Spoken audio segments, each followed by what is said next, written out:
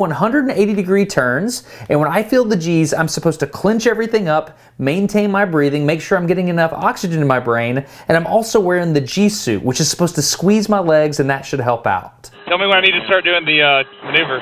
Yep, so as I'll say, here come the G's, and when I say G's, that's when I'm going to start pulling, so that's when I need you. I need my head back? That's when, you don't need your head back necessarily, but that's when you're going to want to start applying your G-string. Okay.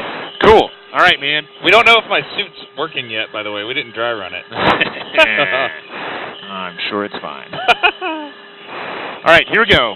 Here come the G's.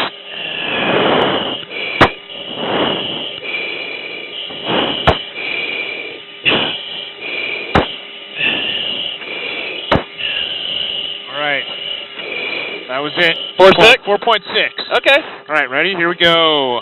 180-degree turn coming up. Here come the G's.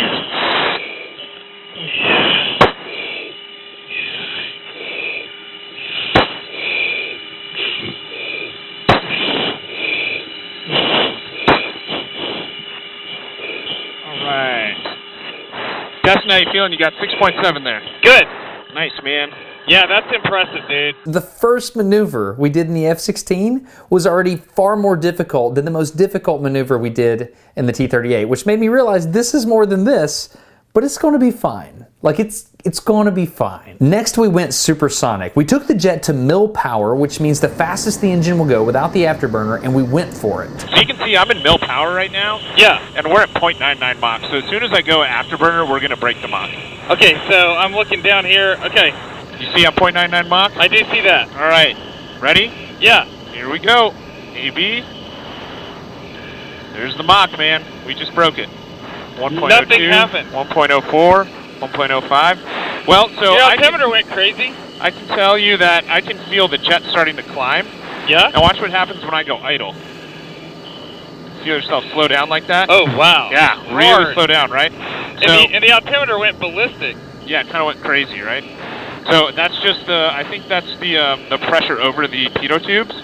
Yeah, the static pressure. Yeah. Breaking the sound barrier in the cockpit of a high-performance jet is something I've dreamed about and studied about for years, and it finally just happened. I was expecting a shake or maybe a little rumble. Nothing happened. Other than these gauges that bumped, I wouldn't have known we went supersonic. But the reason the gauges bumped is fascinating. Let's start with this. This is called a pitot tube, and this is how you measure how fast a jet is going. This is essentially the pointy part of the jet. This is an old one that's kind of beat up, but if you look at the end of it, there's a little bitty hole. As a jet flies through the air molecules come to the pitot probe and they ram inside that hole. And if you've got a pressure gauge on the back of that hole, you can measure what's called the stagnation pressure. Basically, it's how much air is stacking up, which is of course a function of how fast you're going. Another thing about pitot tubes though is they have a second pressure measurement, and that's on the side. If you see these holes here, that's called the static pressure ports, and they go to a different pressure tap right back here in the back. And if you take the difference of this and you plug it into a fancy equation, you can calculate the airspeed of the aircraft. So if you think about it, there's two main things that influence a pitot tube. Number one is the velocity of the aircraft. The more air that comes into that front port, the higher the stagnation pressure. But on the static pressure port, it's mainly affected by the altitude of the aircraft. At lower sea levels, you'll have a high static pressure, but as you go up in altitude, you'll have a lower static pressure because the air is thinner at higher altitudes. When you start breaking the sound barrier though, weird stuff happens. For example, the Prandtl-Glauert transformation says that an aircraft should experience infinite air pressures as it approaches Mach 1, which of course would destroy the airplane. This theory is known as the Prandtl-Glauert singularity. So this theoretical infinite pressure that the front of the aircraft sees due to the Prandtl-Glauert singularity turns out not a thing, which is great because now we can go past Mach 1. What we do see, however, is a sudden increase in pressure right as we approach Mach 1, and we can see that by looking at the altimeter. altimeter. You see how the altimeter reading seems to go down by 500 foot just before punching through Mach 1? That's because the pressure is increasing at the static port on the front of the aircraft. But once you punch through Mach 1, the altimeter reading goes up by 1300 foot instantly, and this has a very interesting explanation. When an object goes faster than the speed of sound, a shockwave is created. And to take a closer look at that, let's revisit a previous episode of Smarter Every Day. We fired a supersonic bullet and used Schlieren imagery to visualize the shockwave. The pressure on the front of the shockwave is higher because the air is piling up in front of it, but the pressure behind the shockwave is what's called a rarefaction, meaning it's at a lower pressure. So now compare the shape of a pitot tube to that bullet. If we have a shockwave on the front here, that means the static port is going to be behind that shockwave in that rarefaction, which means it's going to see a lower pressure.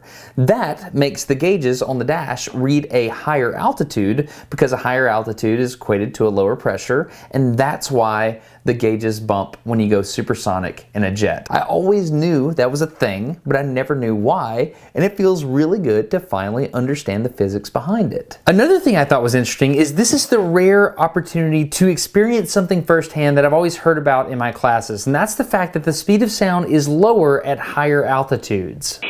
Yeah, so here we are, 0.99 Mach, about 390 knots. There we go. We just broke the Mach, and I haven't even touched the afterburner. Really? So this jet is technically super cruising. It's 390 knots, so it's a little bit lower than before. Less drag on that airplane. On the left at 20,000 feet, you can see that we broke Mach 1 at an airspeed of 473 knots calibrated. But on the right, at a higher altitude of 29,000 feet, we broke Mach 1 at an airspeed of only 392 knots calibrated. Now this is calibrated airspeed, which is different than true airspeed. And yes, we were going different directions and winds and stuff like that. But the upshot is, the higher the altitude, the lower the airspeed required to break Mach 1. I think we're a little bit more efficient at supersonic. Just depends on your throttle. What's your G loading right now? We're at 3.3 Gs. Wow. Yeah, I've lost the ability to think. Oh yeah? Yeah. That's all good. If you're not trained for 3 Gs all the time, Flack's just up there like it's no big deal, but I'm in the back suffering. It was incredible. Anyway, so back to maneuvers. We're gonna do a split S, which is flip it over upside down, 180 back the other way. So, are you going to do the other maneuvers? Yeah, man. You ready? Yeah, I am not excited about the 9G. I'll tell you that right now. Okay. I will G-lock. Yeah, make sure you hold on to your GoPro. Your GoPro, because we're going to do a split S maneuver, all right? Right now we're doing a split S? Yeah. All right. All right, here come the Gs. Okay, let's pause it right here and back that up and play. This right here is the precise moment where I stopped winning. Somehow, the beginning of that split S caught me off guard and the eggs began to scramble. Smoke is on.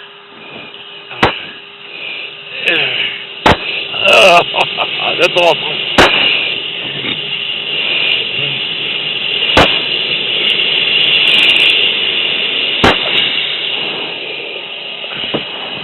I'm awake but barely.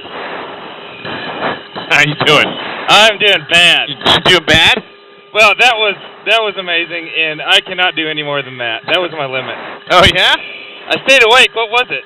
Got 7.2 Gs on that. At 7.2 Gs, my head just felt like it weighed over 70 pounds. My vision came down to a singular point, and I no longer had the ability to think. I was getting worried about the upcoming 9G maneuver, which is why I was happy when Flack decided to let me rest with a knife edge maneuver. You're kicking my tail. All right, here we go, man. Here comes the knife edge. Smoke on ready now. And a little left bank, a little bit of rudder, and a little bit of light on the G. So you, at this altitude, it's tough for the aerodynamics to hold on. We'll try and put a little bit more rudder in there. Yep, so at this altitude, it's tough for it to maintain its altitude. But at a lower altitude, that airspeed, as fast as we're going, it'll maintain its altitude. I'm going to level with you. I don't even remember that conversation. I was just hanging on for dear life. But looking back at the video, knife edge flight is pretty interesting. If you think about how wings work, they have a lift vector that comes straight out of the wings, keeping you up in the air. But if you're turned like this, that lift vector doesn't really help you. So what you have to do is you have to use the body of the aircraft itself and the rudder, which is why this maneuver is performed much better down at lower altitudes, closer to sea level, because the density of the air is much higher and you can get much more lift out of your rudder. Oh! When I edit this, I will not lie. I will tell everybody you beat my tail. My iPad actually rotated its view in that knife edge. Did it really? You want to try the 8-point roll? Yeah, let's do it. Okay, this one's a little bit slower, but it's a lot of fun. All right, smoke's on ready now, and here we go for 8 points. Stop. 1, 2, 3, 4, 5, 6, 7, 8. We did it. We can do a little inverted flying if you'd like. Sure. All right, here we go. Smoke on ready now. Here's going to feel a little push. Whoa. There we go. We're inverted. Here comes a little bit of a roll. Okay, my body does not like this. All right, we'll roll back out real slowly. Okay, I'm tapping out. All right, buddy. We'll cruise back to go for it. How about that? Yeah. Cool, man. And that was it. I tapped out. And I did not think I was going to tap out. My plan was to get in the seat and just do whatever and just take it. But in the moment, that split S boggled me a little bit and I couldn't recover. My vision started coming in. Stuff was spinning. I started hitting limits I didn't know I had, and it humbled me. That kind of humility that's forced upon you, it's different. I have to live with the fact now that I had an opportunity to do a 9G maneuver in an F-16 and I tapped out. That's a hard thing. To learn more about what my body was doing, let's take a look at these. These are the 3D versions of the semicircular canals on the inside of your body. This is the gyro in your inner ear. I'm not even really sure how these go, but to learn how these work, let's go to Houston, Texas to NASA's Neutral Buoyancy Lab and speak to a physiology expert there named Sharon. She's got a really good demonstration that shows us how these things work. So what I want you to do is put your hands like this. Okay. You can put them on your knees. It's probably easier. Okay. Now, when I turn you in this direction, I want you to tell us that we're going that way. Okay. When I turn you in this direction, that way. Okay. If I stop you, because I'm going to mess with you, okay? Okay. All I want you to do is not look. Okay, close my eyes. Close your eyes tight, and I'm just going to take you for a little ride, okay? Okay. I'm going to mess with you. Okay. All right. So, I think I'm going in this direction. Okay, I'm gone. I can't tell what I'm doing anymore.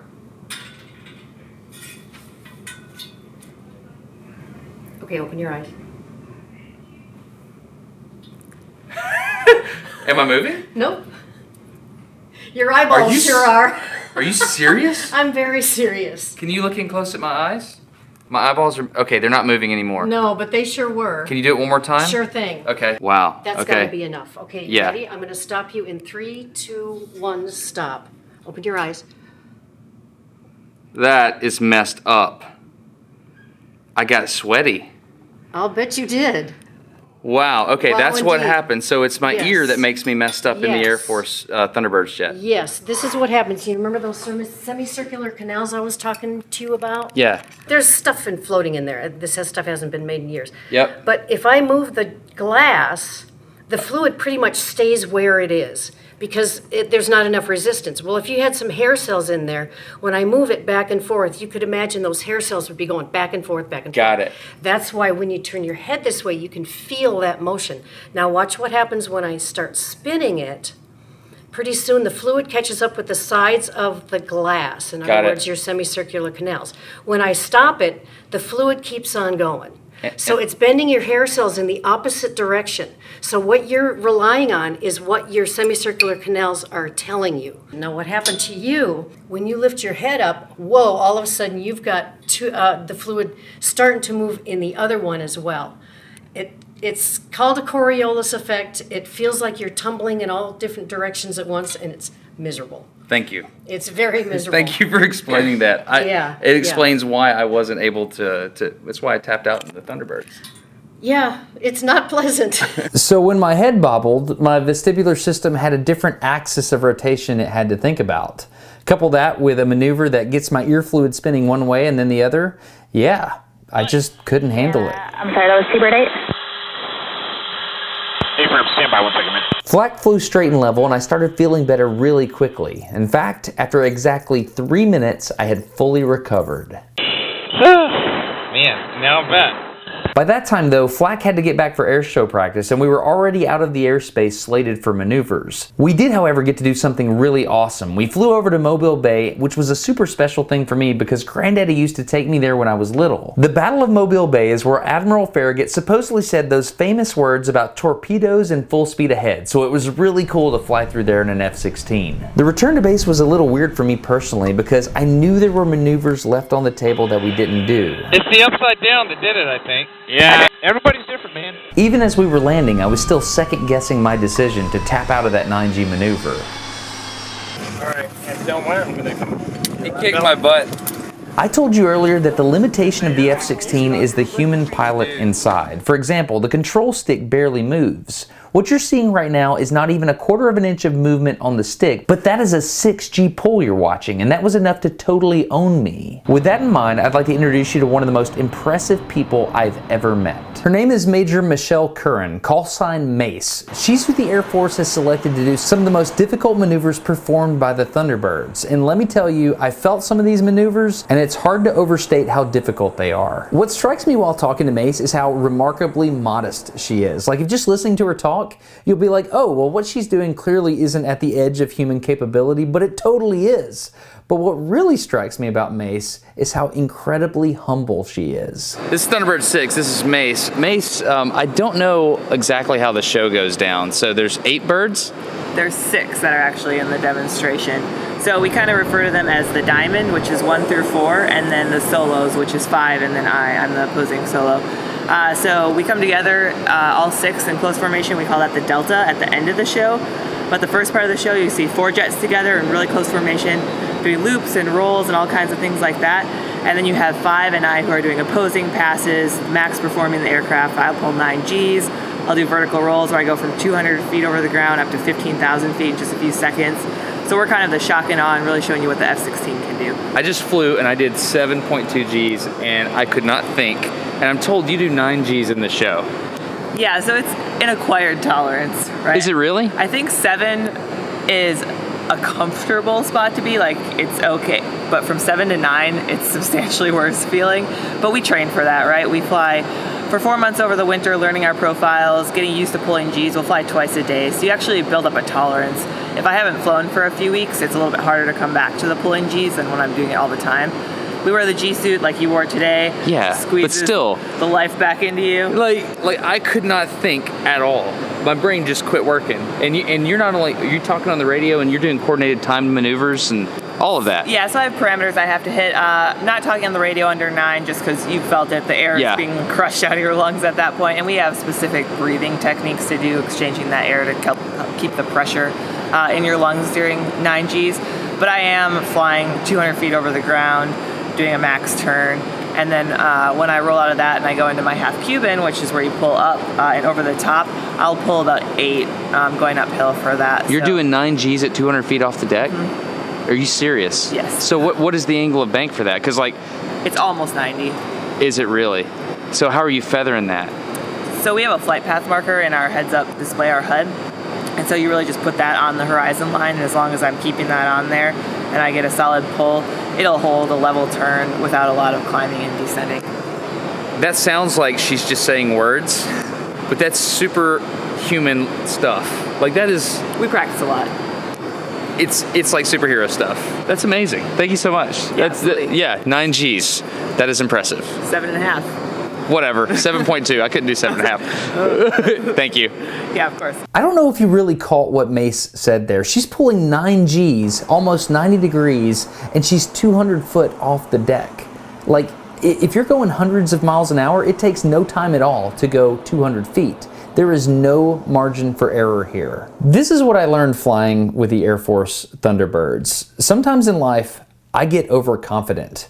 And I'm probably not the only one that does this, but maybe I'm overconfident because of something I've learned in a book, or overconfident because of a life experience I've already had that's similar to this one, or maybe even because of a past success I had. Here's where I'm at right now though. If I don't approach each new experience with an appropriate balance between confidence and humility, there's a good chance I'm going to be humbled by force. So moving forward, whether it's a physical challenge or a discussion with a friend, I'm going to try to maintain that balance between confidence and humility so I don't end up looking stupid, which can happen, sometimes in front of a lot of people on the internet. Teaching people how to maintain this balance between confidence and humility, that's what the Air Force does. If you talk to any of these pilots, they'll say there's no room for error. We constantly have to remain humble and be practicing to improve the ability to operate an aircraft safely. But there's another thing the United States Air Force does. They take people who might not think they can do incredible things and show them that they can. That was amazing. If you are interested in the Air Force, I will leave links down in the video description. This was an opportunity of a lifetime. So big thanks to the Thunderbirds, thanks to all the ground crew getting the aircraft ready for flak for taking me up. It was amazing. So check that out. Links down in the video description. Go check them out. Thanks. Bye. You'll notice there's no sponsor on this video, so big thanks to all the patrons that support at patreon.com/smartereveryday. I hope this video earned your subscription. If not, that's no big deal. I'm Destin. You're getting smarter every day. Have a good one. Bye. If you want, I can let you fly for a little bit. Yeah. Cool. All right, man. You have the aircraft. Oh, there's no input whatsoever. Yeah. Aileron rolls, left turn, right turn. You can pull some G's if you want. Okay. I'm going to do a roll.